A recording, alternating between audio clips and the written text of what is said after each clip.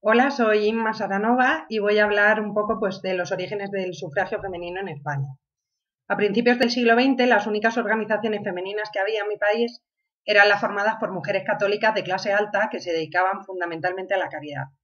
La primera que se interesó por el feminismo fue la Junta de Damas de la Unión Iberoamericana de Madrid, aunque limitaron sus ideas más a la cuestión social, dejando a un lado los derechos políticos.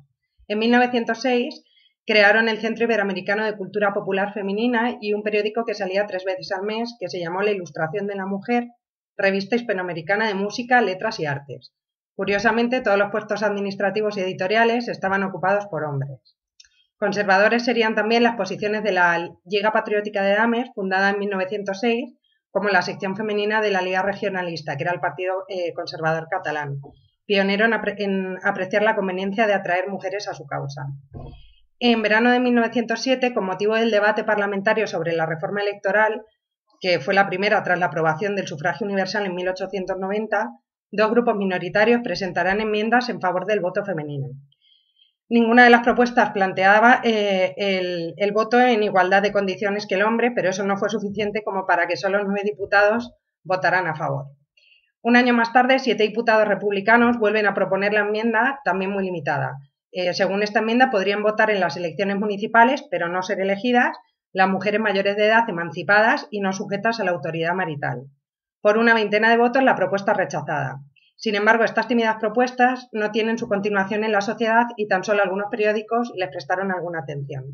El año 1912 fue un año importante para el asociacionismo de las mujeres obreras españolas en sectores bien diversos. En Madrid se fundó la Agrupación Femenina Socialista, que buscaba integrar un mayor número de mujeres en las filas del PSOE e intentaría organizar varias sociedades obreras. A su vez, desde las posiciones católicas, que deseaban contrarrestar la influencia de los sindicatos obreros de inspiración socialista o anarquista, se dan pasos para organizar sindicatos católicos para mujeres, que experimentarán un notable crecimiento hasta la Guerra Civil. Entre estos últimos destacan la Federación Sindical de Obreras, de María Domenech y Canellas, y el Sindicato de Inmaculada de María Echarri. En 1913 nació también la revista quincenal femenina titulada El Pensamiento Femenino. Aun cuando el consejo de redacción estaba formado enteramente por mujeres, el periódico adoptó la línea conservadora que animaba a las mujeres a que se sacudieran su apatía, pero sin perder su feminidad, y presentaba el feminismo como un movimiento fundamentalmente humanitario y caritativo, y reprendía amablemente a las mujeres que no tuviesen relación con él por estar en buena situación económica. El pensamiento femenino disfrutó de una vida relativamente breve, pero en mayo de 1917, un poquito después de su desaparición, Celsia Reyes fundaba otro periódico conservador que se llamó La Voz de la Mujer.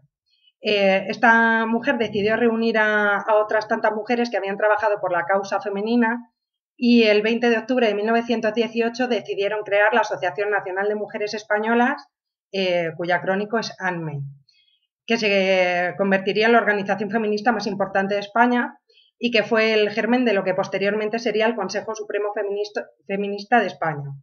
Aunque la AMME aseguraba ser de centro, libre de los extremismos de derecha e izquierda, se inclinaba claramente hacia la derecha. Su programa era amplio, sin ser radical ni anticatólico y nacionalista. Pedía la reforma del Código Civil, la supresión de la prostitución legalizada, el derecho de la mujer a ingresar en las profesiones liberales y a desempeñar ciertos cargos oficiales, igualdad salarial, la promoción de la educación y un subsidio para la publicación de obras literarias escritas por mujeres. También se proponían medidas para ayudar a la mujer de la clase obrera, aunque éstas tendían a estar inspiradas por un sentido del deber cristiano y no por un verdadero sentido de solidaridad. En realidad, la ANME pertenecía totalmente a la clase media y se concentró en la labor de mejorar las condiciones de la mujer de su propia clase. Aunque el voto no estaba explícitamente incluido en su programa, la ANME estaba a favor del sufragio femenino. Por contra, no figuraba el divorcio. Al contrario, pedían el castigo del cónyuge por abandonar el hogar sin el consentimiento del otro. Nunca se mencionó el amor libre, ni el aborto, ni el control de la natalidad, ni la supresión del concepto de ilegitimidad. En paralelo a la ANME, se fundó también en Madrid la Unión de Mujeres de España, UME, como una opción interclasista y aconfesional, pero de matiz más izquierdista y cercana al PSOE. Y al amparo de esta onda expansiva surgieron otras organizaciones como la Juventud Universitaria Feminista, en 1920, fundada en Madrid de mano de la ANME y en la que juegan un papel muy activo Victoria Kent, Elisa Soriano y Clara Campoamor. Por su parte, la Iglesia promovió su propia versión del feminismo. El feminismo posible, razonable en España, según la Iglesia, debía ser netamente católico, captando además la importancia de que éste sea cristiano, como se encargará de publicitar en una bien orquestada campaña en favor del voto. El voto femenino constituía, pues, un elemento de debate público cuando el diputado conservador Burgos Mazo presentó en noviembre de 1919 un nuevo proyecto de ley electoral que otorgaba el voto a todos los españoles de ambos sexos mayores de 25 años y que se hallan en pleno goce de sus derechos civiles, pero incapacitaba a las mujeres para ser elegibles y establecía 2 días para celebrar los comicios, uno para los hombres y otro para las mujeres. Nunca llegó a debatirse. El sistema político de la Restauración agonizaba en plena crisis y el golpe de Estado de Primo de Rivera levantó su acta de defunción el 13 de septiembre de 1923. Primo de Rivera demostró un interés paternalista por los derechos de la mujer e hizo determinadas concesiones: leyes de protección del trabajo, facilidades para cursar estudios universitarios, cargos en el gobierno municipal, que a pesar de todo dejaban básicamente inalterada su posición. Aunque es de justicia señalar que fue la dictadura la que concedió los primeros derechos políticos a las mujeres. El Estatuto Municipal de 1924 otorgaba el voto a las mujeres en las elecciones municipales con muchas restricciones. Solo podían votar las emancipadas mayores de 23 años, las casadas y las prostitutas quedaban excluidas. Luego, con motivo de un plebiscito organizado por la Unión Patriótica para mostrar adhesión al régimen en el 3er aniversario del golpe, se permitió emitir el voto a los españoles mayores de 18 años sin distinción de sexo.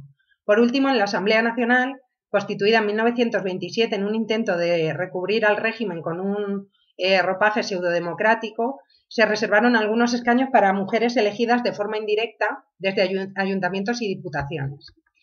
Pero no fue hasta la proclamación de la República en abril del 31 que la igualdad de los sexos pasó por fin a ser una posibilidad real con la aprobación de la nueva Constitución. La tarea de redactar un proyecto de Constitución le fue asignada en primer lugar a una comisión judicial encabezada por el abogado conservador Osorio y Gallardo.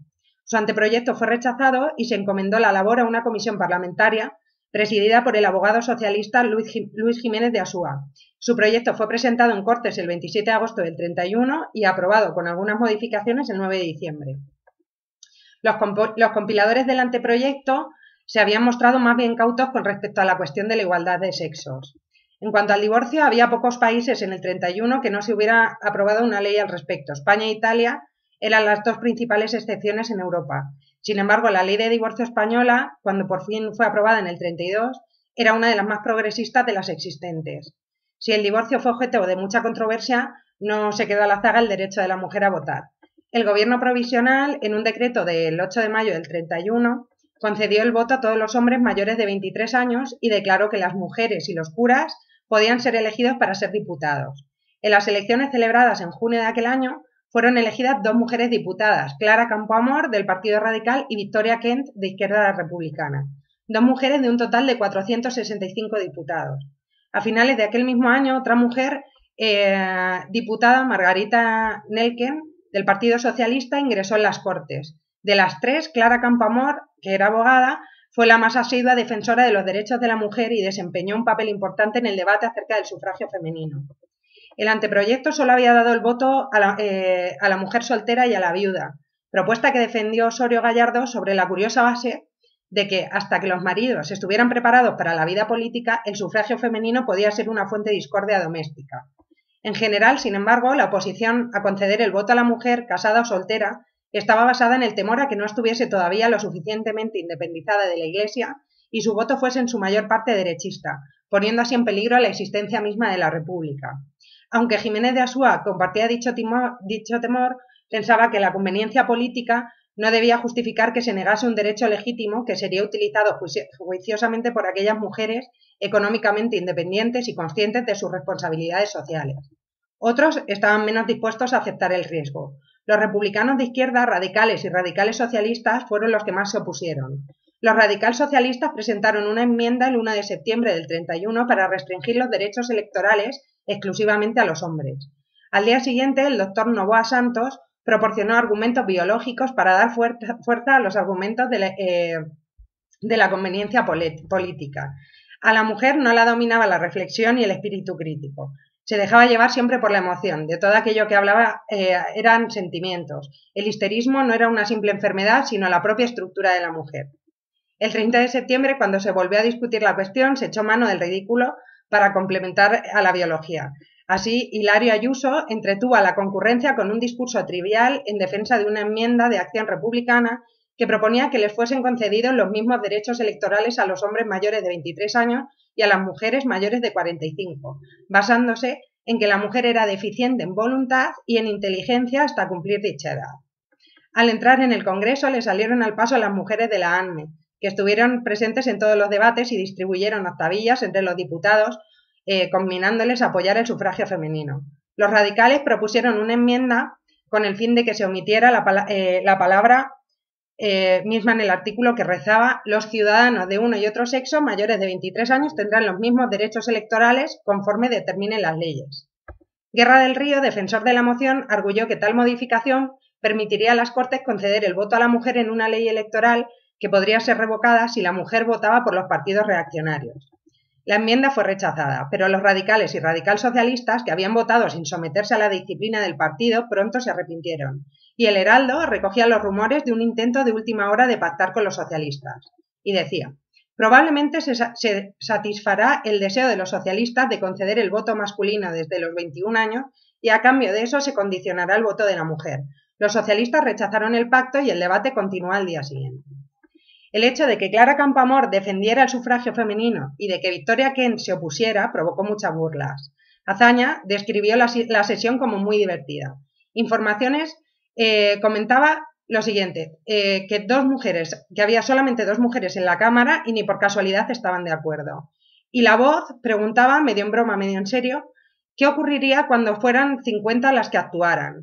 En el debate del día 1 del 31, Victoria Kent propuso que se aplazara la concesión del voto a la mujer. No era, decía, una cuestión de capacidad de la mujer, sino de oportunidades para la República.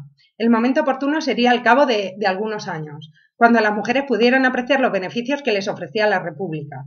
Clara Campoamor replicaba diciendo que la mujer había demostrado sentido en la responsabilidad social, que el índice de analfabetos era mayor entre los hombres que entre las mujeres y que solo aquellos que creyesen que las mujeres no eran seres humanos podían negarles la igualdad de derechos con los hombres.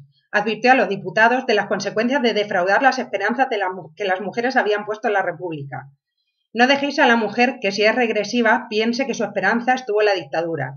No dejéis a la mujer que piense, si es avanzada, que su esperanza está en el comunismo. Guerra del Río aplaudió los sentimientos expresados por Clara Campoamor, quien, según él, servía de portavoz de lo que siempre fue, es y será mañana el ideal del Partido Republicano Radical, la igualdad absoluta de derechos para ambos sexos. Sin embargo, siguió diciendo que los radicales pensaban que era prematura la inmediata concesión del voto a la mujer y, por tanto, votarían en contra. Ovejero, en nombre de los socialistas, dijo que, aunque sabían que existía la posibilidad de perder escaños en las próximas elecciones, eso no tenía importancia comparado con la educación política de la mujer española. Querían el sufragio femenino para llamar a la conciencia de la mujer y convertirla en cooperadora eficaz del resurgimiento español.